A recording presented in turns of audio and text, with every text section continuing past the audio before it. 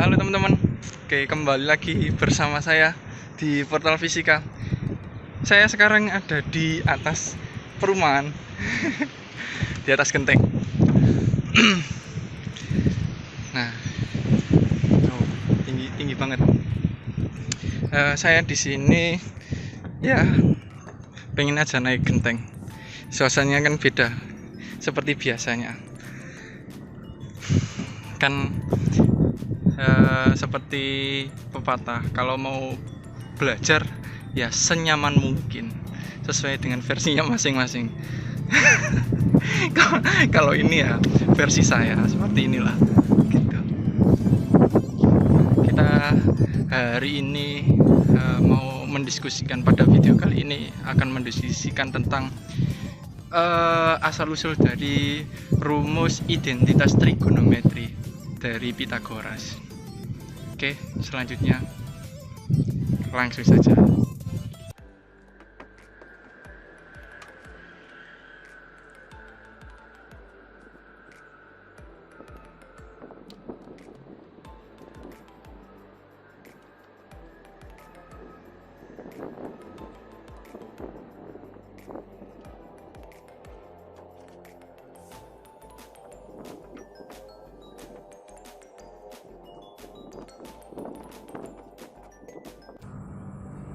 Oke teman-teman, nah kita sudah siap dengan peralatan yang seadanya, tapi hawanya sangat bagus sekali, sangat cerah untuk kita belajar ya, tidak terlalu gelap juga, anginnya juga bagus, sangat mendukung sekali. Makanya kalian belajar itu harus nyaman.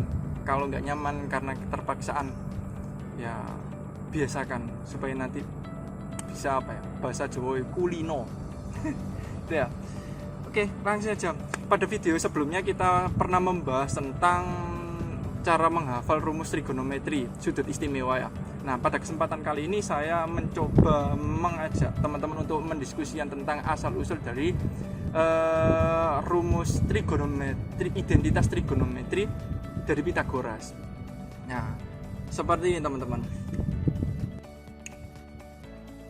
Oke, nah kita kalau mempelajari trigonometri Pythagoras itu kan kita belajar tentang segitiga teman-teman. Saya gambar dulu segitiganya, misalkan. Nah, misalkan ini A, ini B, ini C ya. Nah, kalau misalkan saya punya sudut di sini atau saya anggap tetanya di sini, oke, berarti ini saya anggap Y, ini X, berarti ini adalah R, atau sisi miringnya itu adalah R. Oke, siku-sikunya di mana? Berarti siku-sikunya berada di sudut A. Oke. Nah, kalau sudutnya tetanya ada di B, berarti Y ini sebagai apa? Depan. Oke. Kemudian X sebagai apa? Samping. Maksudnya samping sudutnya. Dan garis BC atau R ini adalah miring. Oke. Gitu ya teman-teman. Nah, langsung saja. Masih ingat teman-teman cara menghafalkan perbandingan sudut trigonometri siku-siku. Yang pertama itu ada sin, kemudian cos, kemudian tan. Ya. Nah, itu yang harus dikuasai, artinya yang dasar-dasar. Misalkan sin itu demi dari kata depan per miring. Kemudian cos itu dari kata cos itu sami dari kata samping per miring. Kemudian tangen itu adalah desa atau depan per samping. Nah, mereka itu juga punya keterbalikan. Yang pertama, kebalikan dari sin itu adalah kosek, yaitu mide, miring per depan. Oke. Kemudian kebalikan dari cos itu adalah sekan, berarti samping per miring, cos berarti misa, miring per samping. Oke. Sedangkan tangen itu berarti kotangen. Nah, kebalikan dari tangan tadi berarti desa sade atau samping per depan. Oke. Nah, langsung saja teman-teman, kita lanjutkan yang tadi. Misalkan nih dalam trigonometri rumusnya kan untuk mencari sisi miring atau R kuadrat ya. R kuadrat ini sama dengan X kuadrat ditambah Y kuadrat. Benar kan? Oke.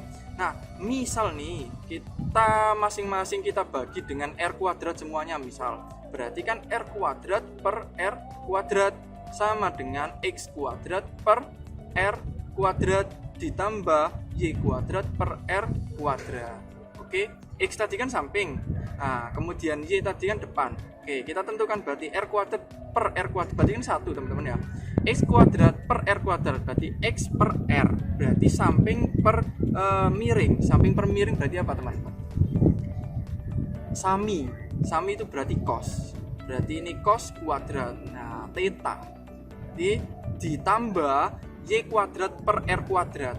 Oke, nah Y kuadrat per R kuadrat itu sama dengan, berarti Y itu kan depan, R itu kan miring, demi berarti depan per miring, berarti sin ya teman-teman, sin kuadrat theta. Berarti kita dapat identitas yang pertama. Oke, kita lanjutkan identitas yang kedua teman-teman. Oke, kita lanjutkan yang kedua. Tadi kan kita temukan bahwa 1 sama dengan cos kuadrat ditambah sin kuadrat. Itu identitas yang pertama. Nah, sekarang kita cari yang identitas yang kedua ya teman-teman. Berarti sama persamaannya, misalkan tadi R kuadrat sama dengan X kuadrat ditambah Y kuadrat. Oke, berarti kalau kita tadi membaginya R kuadrat semuanya, sekarang kita bagi dengan X kuadrat semua. Berarti ini sama dengan R kuadrat per X kuadrat. Ini sama dengan X kuadrat per X kuadrat ditambah Y kuadrat per X kuadrat. Oke teman-teman, nah kita tahu bahwa R per X, R tadi apa? Miring.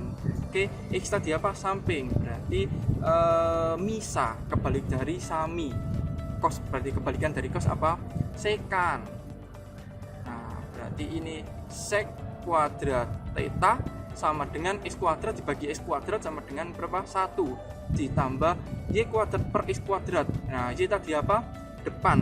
Oke, Y itu kan depan, X tadi samping, berarti depan per samping berarti apa teman-teman? Tan. Nah, tan kuadrat theta. Oke, nah ini kita dapat persamaan yang kedua.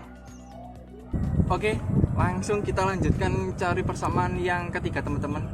Ini mau menjelang maghrib biar nanti kita nggak kelamaan. Nah, kita lanjutkan yang tadi ya teman-teman. Bentar. Nah, persamaan tadi kan R kuadrat sama dengan X kuadrat plus Y kuadrat. Tadi kita sudah bagi R kuadrat sudah, X kuadrat sudah, Y kuadrat sekarang ya, Y kuadrat. Berarti kalau R kuadrat dibagi dengan X kuadrat sama dengan X kuadrat dibagi dengan Y kuadrat ditambah Y kuadrat per Y kuadrat. Oke. Nah, berarti ini sama dengan cosec, teman-teman. Cosec kuadrat theta sama dengan X per Y. Nah, X per Y, X itu kan samping, Y itu kan depan. Kebalikan dari desa, ya. Kebalikan dari desa itu berarti kotangan. Nah, kotan kuadrat theta, ya. Kemudian Y kuadrat dibagi Y kuadrat berarti kan 1. Oke. Nah, mudah sekali ya teman-teman. Jadi teman-teman itu nggak usah ngafalin apa rumus trigonometri identitas yang banyak sekali, repot. Kalau saya ya dari ya caranya ya seperti tadi, cari satu persatu. Jadi masing-masing dibagi supaya nanti apa ketika kita lupa nanti kita gampang menemukannya. Oke.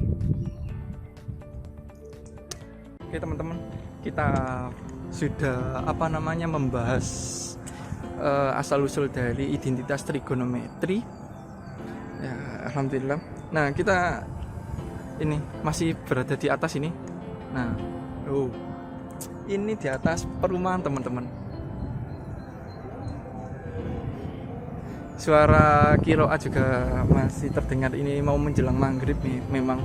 Nah, jadi teman-teman jangan kalau belajar itu biasakan ya senyaman mungkin. Kalau biasanya itu sambil mendengarkan musik, radio, ya kita mendengar radio sambil nyemil juga nggak apa-apa.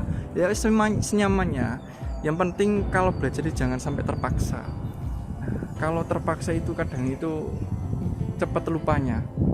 Deh teman-teman.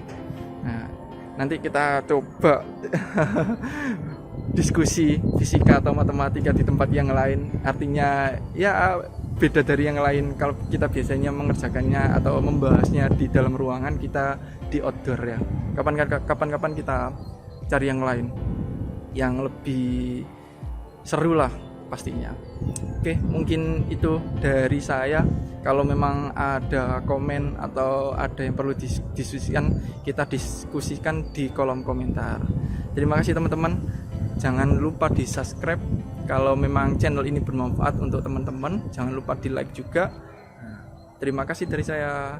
Sampai jumpa di video selanjutnya. Thank you.